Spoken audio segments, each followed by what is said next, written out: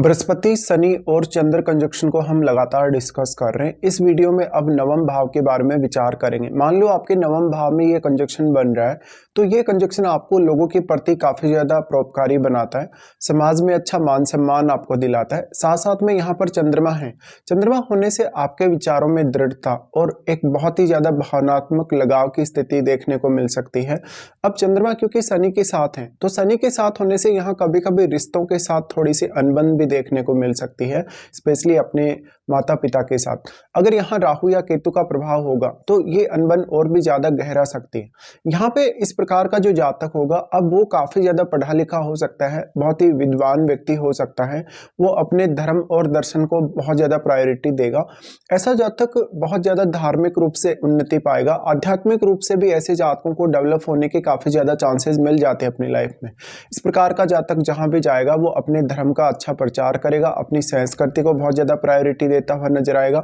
इसके साथ साथ अगर यहाँ राहु का प्रभाव है आपके नवम भाव पर, तो ऐसा जातक दूसरे देशों की संस्कृति या वहाँ के धर्म, वहाँ के विचारधारा में भी काफी इंटरेस्ट लेता हुआ दिखेगा।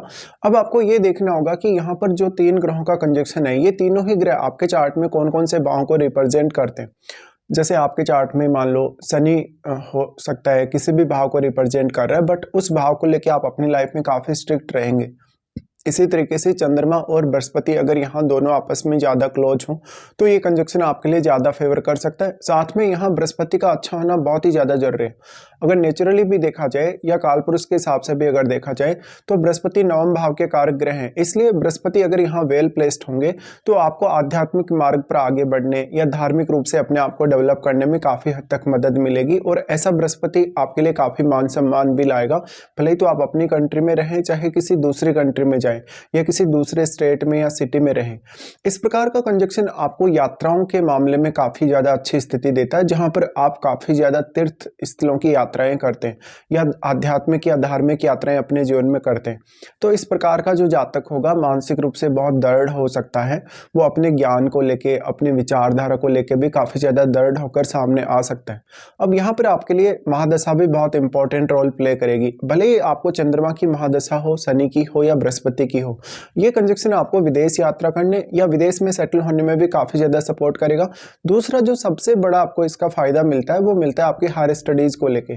ऐसे में जातक अपने जन्म स्थल को अगर छोड़े कहीं दूसरी जगह वो अपनी स्टडी वगैरह कर रहा हो तो उसको ज्यादा अच्छा रिजल्ट मिल सकता है। साथ साथ में दूसरे धर्मों, दूसरे देशों के लोगों के साथ उसका जो कहीं ना कहीं तालमेल है वो काफी अच्छा रहेगा। अब चंद्रमा यहाँ डिस्टर्ब नहीं होने चाहिए। अगर चंद्रमा डिस्टर्ब होते हैं तो आपके घर छोड़ने, घर से कहीं दूर सेटल होने, विदेश में सेटल होने या माताजी से संबंध खराब होने की संभावना रहेगी। और अगर चंद्रमा यहाँ बहुत ज़्यादा डिस्टर्ब्ड हैं, शनि के बहुत ज़्यादा क्लोज हैं, तो कभी कभी आप उतने अच्छे से निर्णय नहीं ले पाते। यहाँ पर आप अपने भाग्य से बहुत ज़्यादा उम्मीद मत करिए अगर आपका शनि बहुत स्ट्रांग है तो। लेकिन अगर आपके बृहस्पति बहुत वेल प्लेस्ड हैं और चंद्रमा भी अगर बृहस्पति के बहुत ज़्यादा क्लोज हैं, तो ऐसे में आप अपने भाग्य से काफ़ी उम्मीदें रख सकते हो। आपके चार्ट में बृहस्पति जिन जिन भावों को रिप्रेजेंट कर रहा है, उन भावों से जुड़े हुए रिश्तों या उन भावों से जुड़े हुए कार्यों के माध्यम से आपको अब अपने जीवन में काफी ज्यादा सपोर्ट मिलने की संभावना रहेगी। और शनि आपके चार्ट में जिन भावों को रिप्रेजेंट कर रहे हैं, उन भावों को लेकर आप अपनी लाइफ में कुछ बहुत बड़े गोल अचीव करेंगे ये कंजक्शन के होते हुए। वास्तव में ऐसा व्यक्ति वैसे भी नॉर्मली भी वो बहुत बड़े गोल्स लेके चलता है। अगर यहाँ मंगल का प्रभाव हुआ, अगर सूर्य का प्रभाव हुआ, तो भले ही रिश्तों के लिए उतना अच्छा नहीं है, लेकिन आपको लाइफ में और भी ज्यादा हायर गोल पाने के लिए प्रेरित कर सकता है। अब चंद्रमा यहाँ सबसे ज्यादा इंपॉर्टेंट है क्योंकि चंद्रमा आपके मन से जुड़े हैं और चंद्रमा यहाँ डिस्टर्ब नहीं होने चाहिए। अगर चंद्रमा यहाँ मान लो डिस्टर्ब हो जाते हैं तो फिर आप रणनीति बनाने में, फैसले लेने में काफी ज्यादा लेट कर सकते हैं। इस लेट होने की वजह से आपको काफी समस्याओं का सामना करना पड़ सकता है। इस प्रकार का जातक हमेशा लेखन वगैरह में, राइटिंग वगैरह में काफी रुचि लेगा, उसका कम्युनिकेशन भी बहुत ज्यादा अच्छा होगा, उसकी अदर स्किल्स भी काफी ज्यादा अच्छी होंगी। अगर यहाँ दृष्टियों के हिसाब से देखा जाएगा तो शनि सबसे पहले आपके 11वें भाव पे अपनी तीसरी दृष्टि डालते हैं, तो शुरुआत में ये कंजक्शन आपको उतना फेवर नहीं करता। लगभग ऑलमोस्ट आपकी 25 की एज तक या 30 की एज तक ये कंजक्शन का कोई विशेष फायदा आपको कभी कभी नहीं मिल पाता।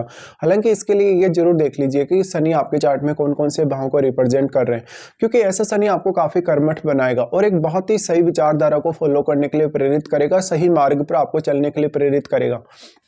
तीसरी दृष्टि जो शनि की पड़ रही है आपके 11th हाउस पे, ऐसे में आप अपने जो नेटवर्क वाले लोग हैं, जो भी आपके साथ जुड़े हुए लोग हैं, उनको भी उतने ही ज़्यादा प्रायोरिटी देंगे। लेकिन आप खुद के बजाय दूसरों के बारे में ज़्यादा सोचेंगे, विचारधारा के बारे में ज़्यादा विचार करेंगे। अपनी जो भी एक कंसेप्ट रहेगी कहीं ना कहीं किसी भी पर्टिकुलर विषय को लेके, किसी भी धर्म विशेष को लेके, संस्कृति विशेष को लेके, वो आपके लिए ज़्यादा इंपॉर्टेंट रहेगी। तो यहाँ शनि और गुरु दोनों ही मिलकर आपको काफ़ी सीरियस बनाते हैं और लाइफ में जो जो भी गोल्स आप लेके चल रहे हो उन गोल्स को अचीव करने में आपकी काफ़ी मदद करते हैं। यहाँ चंद्रमा होने से मेनली आपको सोचने, विचार करने, नए नए विचार अपने मन में लाने में मदद मिलेगी। लेकिन अगर चंद्रमा डिस्टर्ब हो जाते हैं उस केस में आपको काफ़ी ज़्यादा तनाव, एंग्जाइटी या कुछ समस्याओं का भी सामना करना पड़ सकता है, या फिर हो सकता है कि रिजल्ट उतने ज़्यादा इजीली आपको नहीं मिल पा रहे या रिजल्ट आपके फेवर में ना हो। यहाँ पे अगर देखा जाए तो शनि फिर आपके इन दोनों ही ग्रहों के साथ प्रभाव डाल रहे हैं 3rd हाउस पे। ऐसा शनि आपको हार्डवर्क करने के लिए काफ़ी प्रेरित करेगा। हालांकि 3rd हाउस में बैठे हुए प्लैनेट को जरूर देख लीजिएगा। यहाँ पर आपको लेकिन शनि की तुलना में ज़्यादा मदद करेंगे बृहस्पति और चंद्रमा।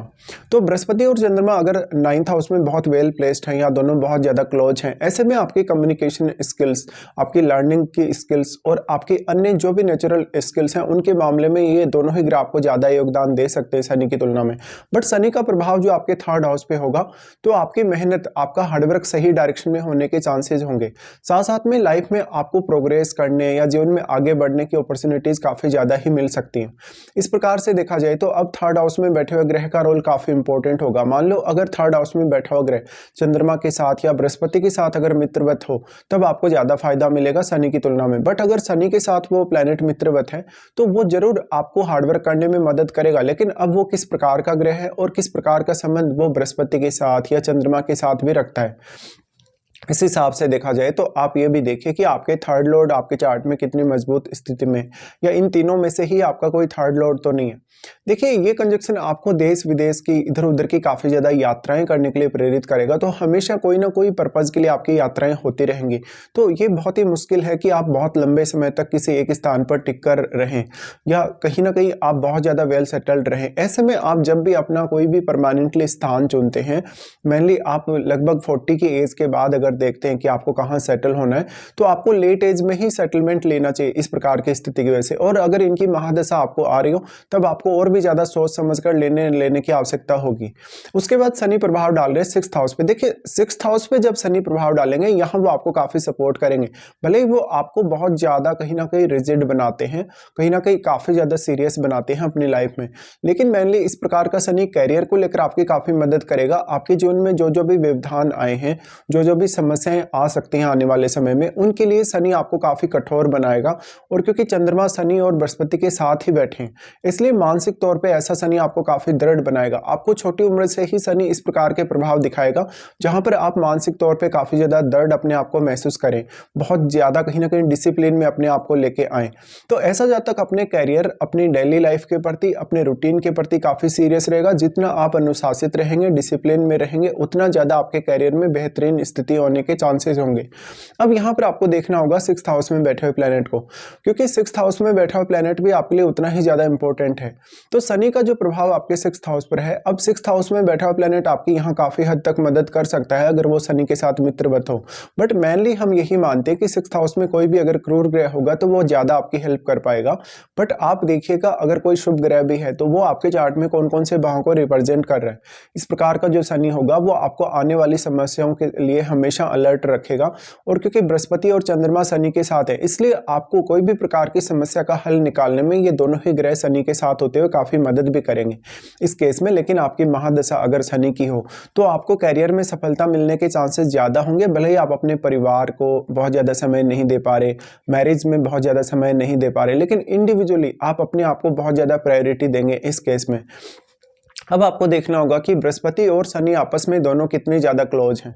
देखिए जितने ज़्यादा ये क्लोज होंगे उतने ज़्यादा आपकी किसी भी धार्मिक पृष्ठभूमि या किसी भी संस्कृति में आपका जो ट्रस्ट है वो बढ़ेगा और उसको आप अपनाने लगेंगे इस केस में। हालांकि जहाँ तक अपने खुद का जो धर्म होता है, खुद की जो संस्कृति होती है, उसको बहुत ज़्यादा टॉप प्रायोरिटी देता है और आपकी संस्कृति, आपके धर्म के खिलाफ कोई भी कुछ भी बोले तो आपको सहन नहीं होगा।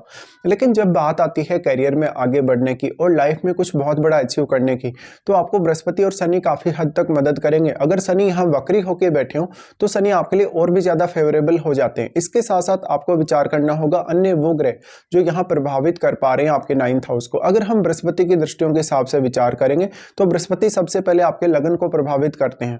लगन को प्रभावित करने की वजह से आपके मान सम्मान, आपकी कहीं ना कहीं जो एक सोशल इमेज बनती है, उसके मामले में बृहस्पति आपको काफ़ी अच्छा दिखाते हैं लोगों को। साथ साथ में पब्लिक डीलिंग या अदर स्टेट के साथ डीलिंग, आप अगर फॉरेन के साथ भी डीलिंग करें तो भी बृहस्पति आपको बेहद सपोर्ट करते हैं।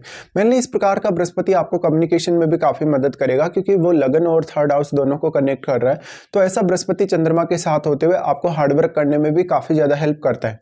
इस तरीके से शनि आपको काफ़ी रिजिड बना रहे हैं, एक तरफ बहुत ज़्यादा अनुशासित बना रहे हैं, दूसरी तरफ आपको शनि अपने ज्ञान और विवेक के माध्यम से कहीं ना कहीं उतना ज़्यादा सपोर्ट नहीं कर पा रहे, बट बृहस्पति इस मामले में आपको बेहद सपोर्ट कर पा रहे हैं। बृहस्पति आपको आपके ज्ञान, बुद्धिमत्ता और विवेक के मामलों में बहुत बेहतरीन स्थिति में रखेंगे।